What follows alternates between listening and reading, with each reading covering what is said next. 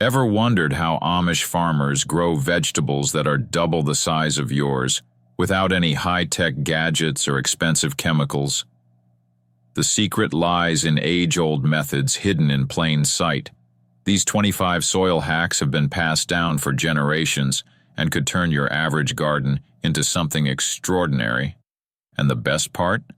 You probably have everything you need at home already. Let's start with leaf layering. For the Amish, gardening starts in the fall, not spring. That's when they begin preparing their soil for the next year by collecting fallen leaves, especially oak and maple. These leaves break down beautifully into rich humus and are carefully chosen. Walnut leaves, which can harm vegetables, are avoided. After the final harvest, the Amish spread these leaves thick, about 6 inches deep, across their garden beds. They soak them thoroughly, then cover them with a thin layer of soil to keep them in place during winter. By spring, earthworms have pulled them underground, transforming them into nutrient-rich compost. Many Amish gardeners say this alone boosts their soil's organic matter by 10 to 15% annually. One older farmer proudly showed off his garden's soil, so dark and rich it looked like coffee grounds. But that's just the beginning. Something even more powerful happens underground. Cornstalk trenches. Most people burn or till their corn stalks after harvest. The Amish? They cut them into 6-inch chunks and bury them in trenches about a foot deep, right where next season's hungriest plants will grow. It's like a slow-release buffet for the roots. They even sprinkle wood ash into the mix to add potassium and balance soil pH. After filling the trench, they cover it with soil and mark the spot for spring. By planting time, the stalks have softened into spongy organic matter that slowly feeds the plants. One Amish farmer smiled and said, "My potatoes are twice the size of my neighbor's." The soil stays springy, holds moisture in droughts, and drains well during heavy rains. Compost heating. Cold weather doesn't delay Amish planting. They've developed a natural underground heating system fueled by decomposition. In fall, they dig a pit in the garden center, about 2 feet deep, and fill it with fresh horse manure and straw. They cap it with 4 inches of soil. All winter long, microbes go to work, breaking it down and generating warmth. By spring, the surrounding soil is 5 to 10 degrees warmer than untreated areas. That warmth gives peppers, eggplants, and other heat-loving crops a big head start. Even when the air is chilly, the soil stays cozy, and the plants thrive. No wires, no electricity, just nature doing the work. Planting prayer. If you ever visit an Amish garden in spring, you might see a quiet gathering around the garden bed. It's a family tradition. Everyone, even the kids, comes together to offer thanks and ask for a good harvest before planting begins. This may seem spiritual, but science backs it up. Studies show that plants exposed to positive energy and gentle words grow faster, sometimes up to 15% faster. For the Amish, this is more than a ritual. It sharpens their awareness. They notice soil issues, pests, or subtle changes others might miss. That moment of intention sets the tone for a season of mindful gardening. It's not just about growing food, it's about being present. Before we wrap up, we want to share the only product we ever recommend. A survival book by Claude Davis, filled with forgotten wisdom from the Great Depression and wartime. It includes 126 superfoods and old-school preservation techniques, knowledge we believe every family should pass down. There's also a fantastic herbal remedies book by Nicole Pellion. You can find both by searching Frugal Solutions on your phone or tablet and checking the links in our channel description. Finger soil test. Forget gadgets. Amish farmers use their fingers. If your finger goes into the soil up to the second knuckle with steady pressure, the ground is ready for planting. If it resists, it's too cold or compacted. If your finger sinks too easily into the soil and leaves a muddy imprint, it's a clear sign. The ground is too wet, and your seeds may rot instead of sprout. This simple finger test checks moisture, temperature, and soil compaction all at once. The Amish, though, take it even further. In early spring, they walk barefoot through the garden at dawn. No apps or calendars, just toes in the soil. When it feels right, planting begins. It's a full-body connection that no digital tool can replace. This intuitive wisdom, passed down for generations, helps avoid planting mistakes that hinder healthy root growth. But another quiet secret lies beneath Amish gardens: deep soil aeration. Twice a year, they use garden forks to make a grid of holes, about 8 to 10 inches deep, spaced 6 inches apart. These holes invite air, water, and nutrients deep into the soil. One Amish farmer joked his fork works harder than most tractors, without the fuel bills. Earthworms and fungi follow these channels, creating permanent pathways. Root vegetables like carrots and beets grow straight and strong because they don't hit hard layers underground. Simple, low-tech, but incredibly effective. Before seeds even hit the ground, the Amish start with a custom seed mix: equal parts compost, vermiculite, and peat moss, plus a tablespoon of crushed eggshells per cup. The blend is moistened and left to rest for a week, letting microbes activate. The result? Seedlings germinate faster and grow sturdier. The mix holds moisture well, but drains just enough, ideal for young plants. And when it's time to transplant, they bounce back quickly with little shock. Now imagine this. After breakfast, Amish families save their eggshells. Cracked carefully, rinsed, and poked with drainage holes, they're reused as mini seed pots. Nestled in old cartons and filled with seed mix, these tiny homes are perfect for sprouts. When ready, the entire shell goes into the soil.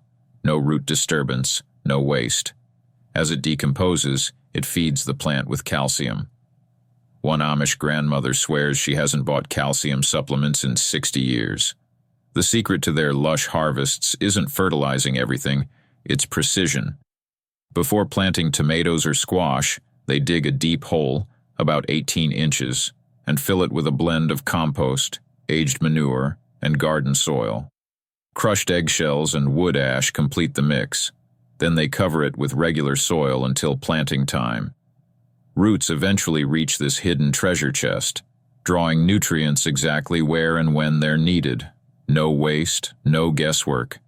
Unlike broad fertilizer spreading, this targeted method is efficient and long-lasting. And those massive Amish tomato plants? It starts with another deep hole. At the bottom, eggshells, compost, and a banana peel. The stem is buried deep, sometimes leaving only a few leaves above ground. That buried stem grows roots along its length, creating a strong, well-fed foundation.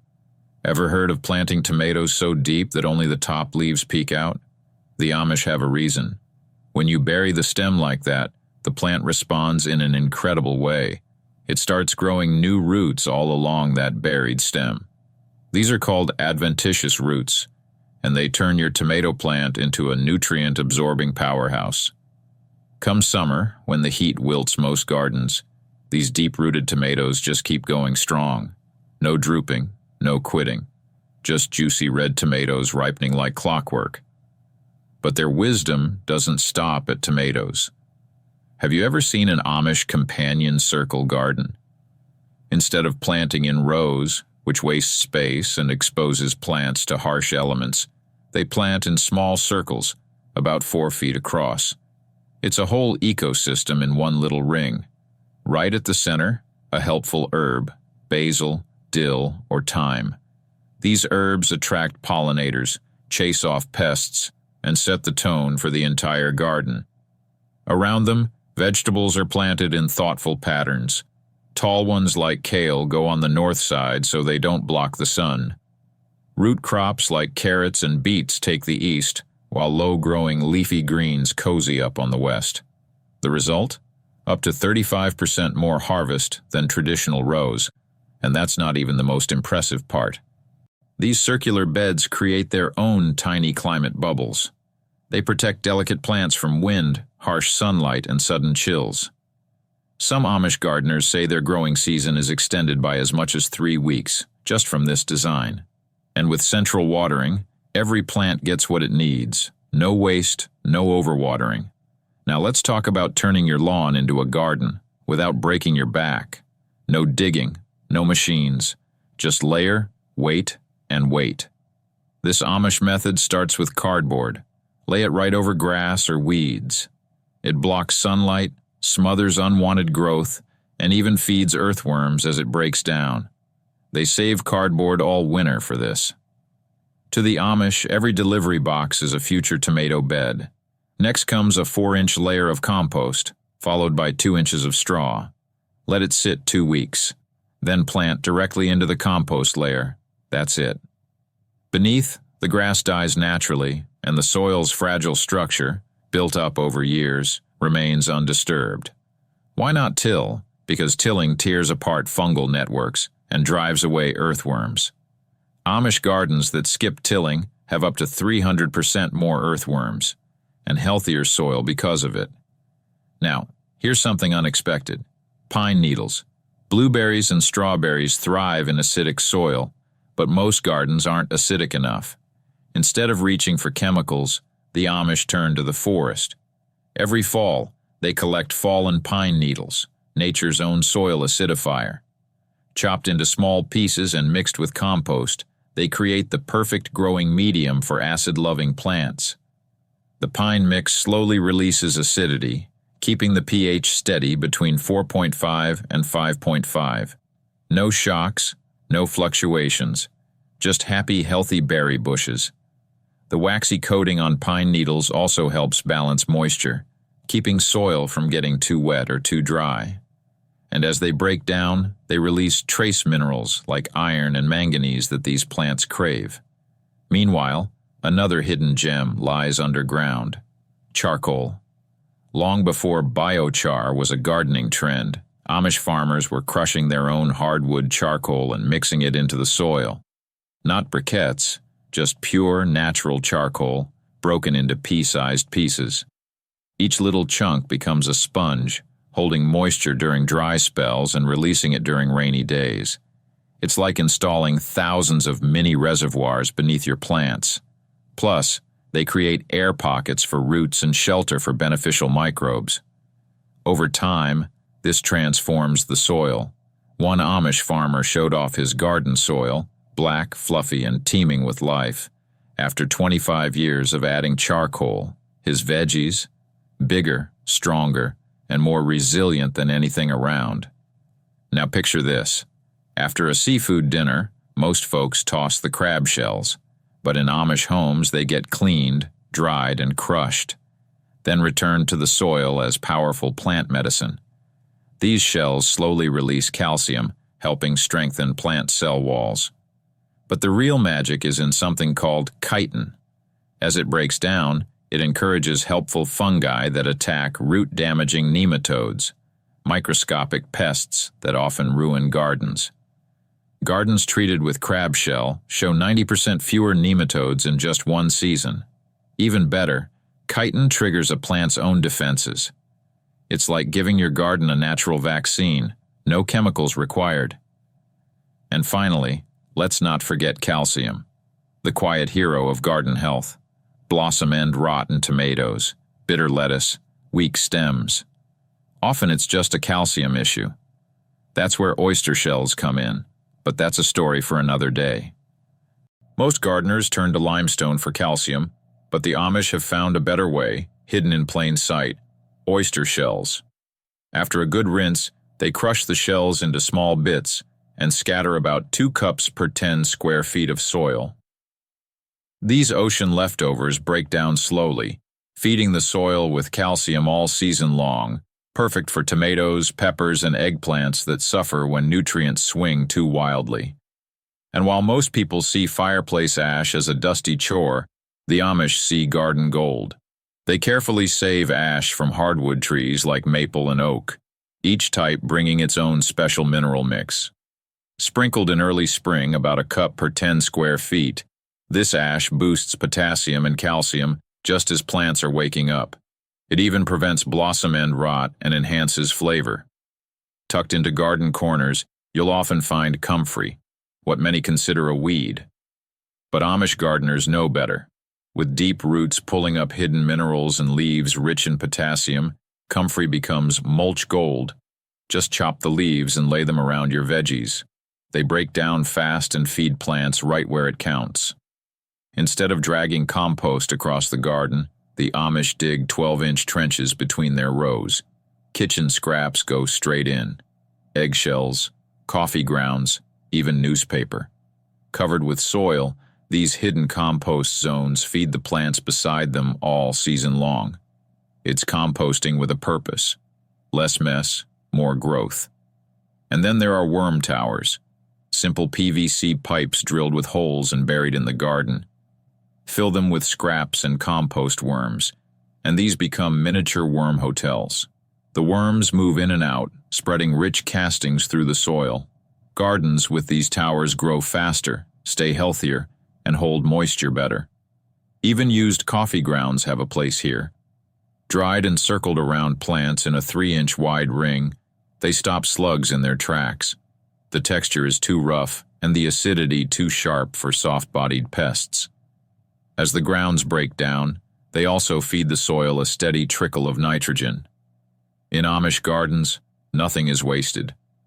From seafood shells to fireplace ash, weeds to worms, every bit of nature plays a part in growing strong, resilient plants. Coffee grounds. Most of us toss them without a second thought. But in Amish gardens, they're part of a clever defense system. A ring of dried grounds around each plant not only keeps slugs away with its gritty texture, but also releases nitrogen slowly into the soil. Even more fascinating, the caffeine absorbed by some plants acts like a built-in pesticide, no chemicals needed. After a heavy rain, Amish gardeners simply reapply the ring, like tucking their plants back into a protective blanket. Then there's Epsom salt, something you'd expect in a bath, not a garden. Yet Amish growers use it like plant medicine, just a tablespoon in a gallon of water, poured at the base of each plant once a month. The magnesium and sulfur in this mix bring yellowing leaves back to life and boost flavor so much, some gardeners swear they don't need to add sugar to tomato sauce anymore. Magnesium deficiency is common across North American soils, yet it's often overlooked. But in Amish gardens, the solution is simple, and the results are quick, green, and tasty. And what about the grass we mow every week? The Amish turn that into liquid fertilizer. They fill a bucket with fresh clippings, top it with water, and let it steep for a few days, stirring daily. The result? A deep green tea rich in nitrogen. Diluted and poured around leafy veggies, it helps plants grow 25% more leaf area in just a week. Unlike chemical fertilizers, this tea feeds the soil and the plant without causing harm. Long before synthetic products existed, Amish gardeners were using wild herbs to feed their crops. Their secret recipe includes nettle, comfrey, and dandelion, each one packed with minerals and growth boosters. 2 cups of each dried herb go into a mesh bag steeped in rainwater for a week. The brew is then diluted and applied around plants, helping them grow stronger and bounce back from stress. One Amish farmer joked, "If you get stung while gathering nettle, you know you're doing it right." But no matter how rich the soil, even the best gardens need rest. That's why Amish farmers practice soil rotation, with a twist. Every season, they let one section go unplanted. But instead of leaving it bare, they sow cover crops like clover or buckwheat. These plants build organic matter, loosen the soil, and feed the microbes below. Before the cover crops set seed, they're cut down and left to decompose right where they grew. The roots stay in the ground, creating natural channels for air, water, and life to flow. There's a saying among Amish gardeners, "Every 7th bed must sleep," and they mean it. Yields after a rest year can be 35 to 40% higher, proof that patience and observation beat rushing the earth. All these techniques, from coffee grounds to comfrey tea, from worm towers to resting soil, reveal a deep truth. The secret to a thriving garden isn't high-tech or high-cost. It's about listening to nature, reusing what we already have, and treating the soil like a living partner. Because in the end, the real magic lies beneath our feet.